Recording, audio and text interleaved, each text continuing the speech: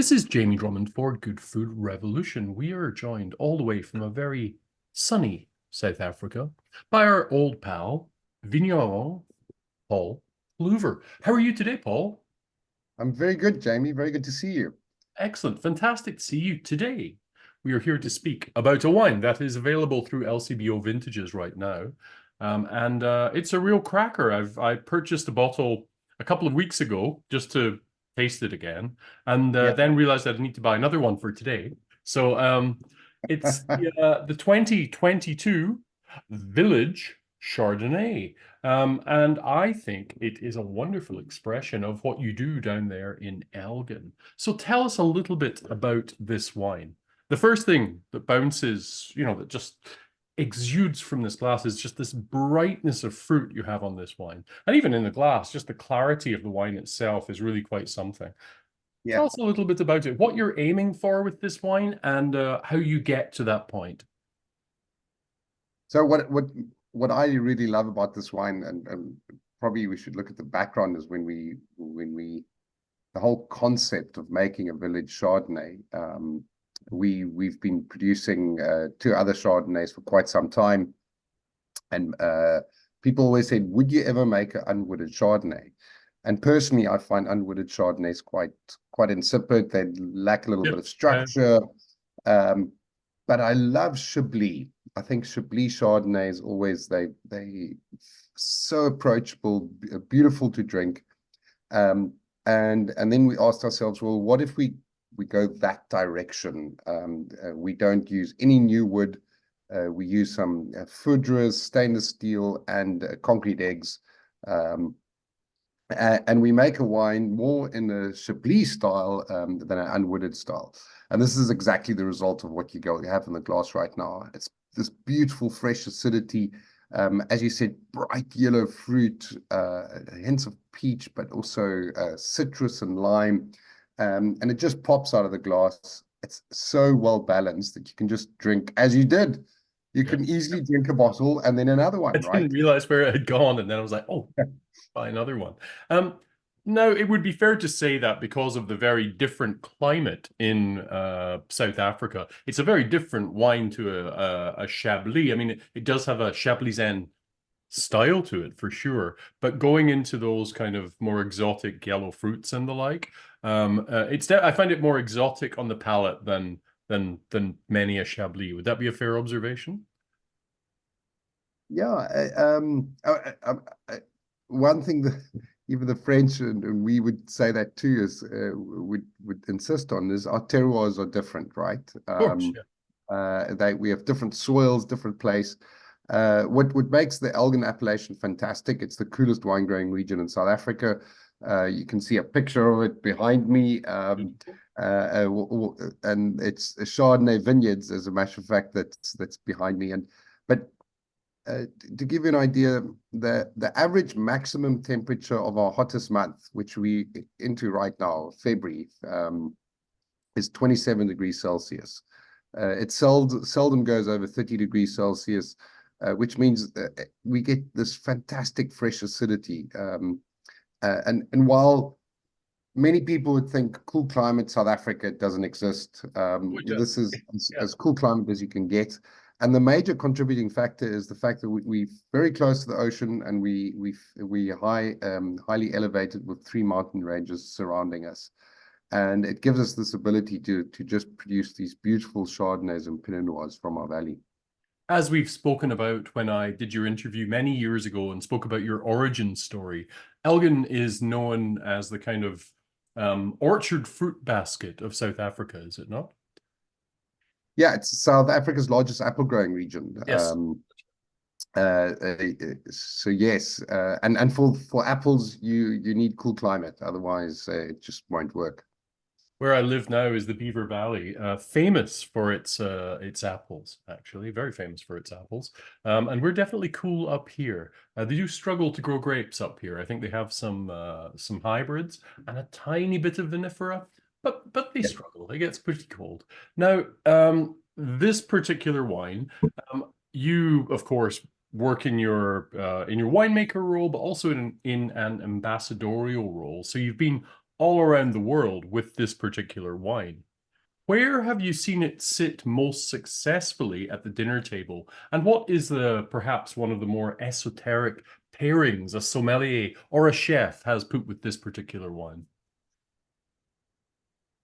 It's good questions, but where's it done well? It's doing incredibly well in the UK at the moment. Mhm.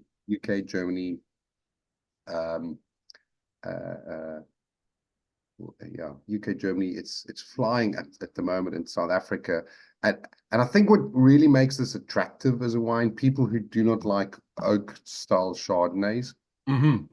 drinking Sauvignon Blancs or fresher style wines. This is a beautiful entry into Chardonnay, because you don't get that heavy oaky feeling. I think it does exceptionally well with either a lemony limey chicken dish. One of my favorite dishes, if you want to, is a scallop, pan-seared scallop, with just a little bit of that fattiness, viscosity of the scallop itself, but then the acidity of this wine just balancing that out beautifully. It really is quite a versatile wine as well, much as Chablis wines are, because of that acidity, that freshness.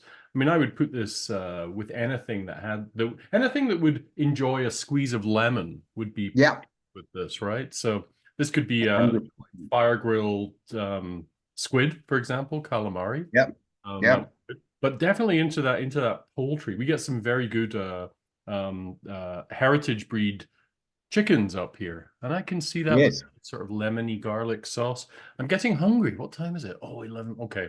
Yes, yes, yes. So, back to South Africa. We're into February now, one of the hottest or the hottest month. How's your harvest going?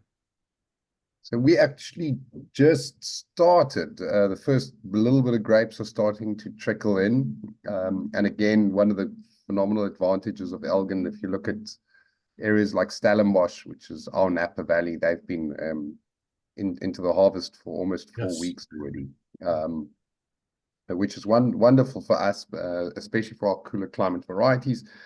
We're starting to get these beautiful cool evenings where it drops to about 15 degrees Celsius. And then daytime, today was a fairly hot day, so they actually reached 30 degrees. All right. But tomorrow they're forecasting 25, which is beautiful for the grapes. So they come in nice and cool. Now, I should have mentioned this earlier. What is the size of production with the Paul Clüver Village Chardonnay, and where does that fit on the scale of things with your entire range? So it's the second largest white wine that we produce. We Okay. produce mostly our biggest white wine is Sauvignon Blanc. And of this we produce it's about 12,000 cases. Yeah, a half cases, so 12,000 times six. So So quite just sizable. And this comes, I should have mentioned this as well. I believe this comes from some of the younger Chardonnay vines that you have. yeah, so our oldest Chardonnay vineyards now are 37 years old. Hmm. And they form part of the Old Vine Project in South Africa.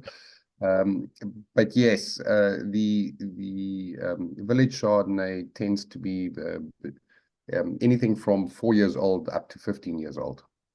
And you also make that wonderful Seven Flag Chardonnay. That comes from some of your older vines. That exactly comes from our oldest vineyard. It's a single site vineyard, and it's produced in very small quantities. So we only produce 200 cases of that. And some of it makes its way through Buyers and Cellars, I believe. How would you describe that wine if somebody was lucky enough to get their hands on a bottle? Heaven. I've tasted it. It's special. No, but what I love about the Seven Flag Chardonnay is the absolute focus. It's got this elegance and balance, um, but it's got this layered complexity and concentration. I think very often people think they want to make a bigger and better wine, and it's higher alcohol, more extraction, and the price you pay of that is actually a lack of elegance and balance. And I think I have to congratulate our winemaker with that, because what he absolutely does is he captures the essence of the vineyard, and those older vineyards They've got naturally lower yield. They've got this beautiful concentration, but it comes with acidity and balance. It's got new oak on it, but you can hardly notice it. And that's mainly for the reason that the fruit has this beautiful ability to just stand up to the oak.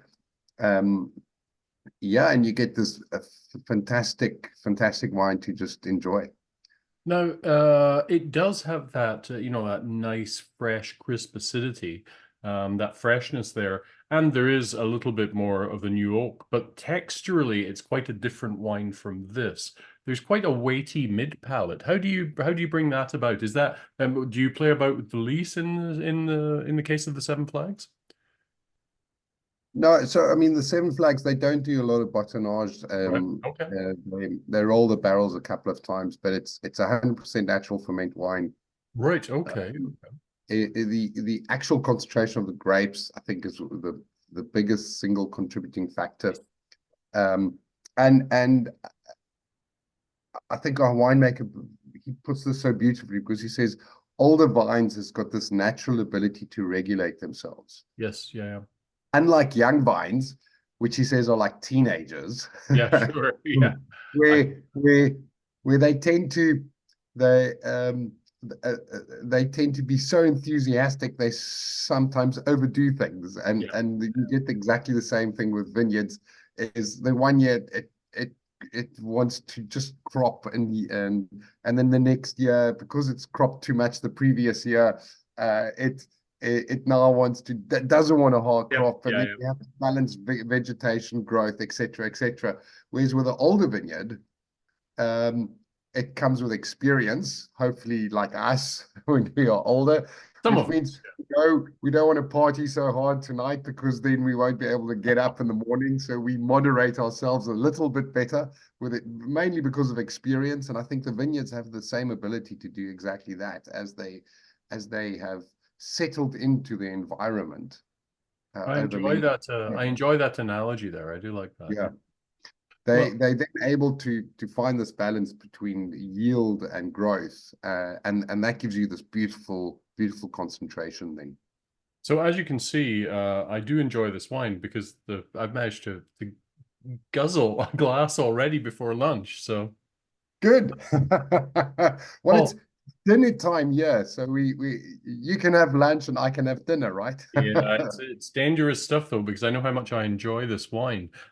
Paul, always a great pleasure to see you. Thank you for joining us at Good Food Revolution. Hopefully, we will see you in Toronto sometime this year. Yeah, I'm actually coming over in June. In June. Okay, I will put that in my diary and make a point of coming down to visit you. Thank you. Take care.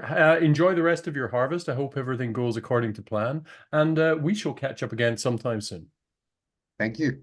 Excellent. Thanks, Paul.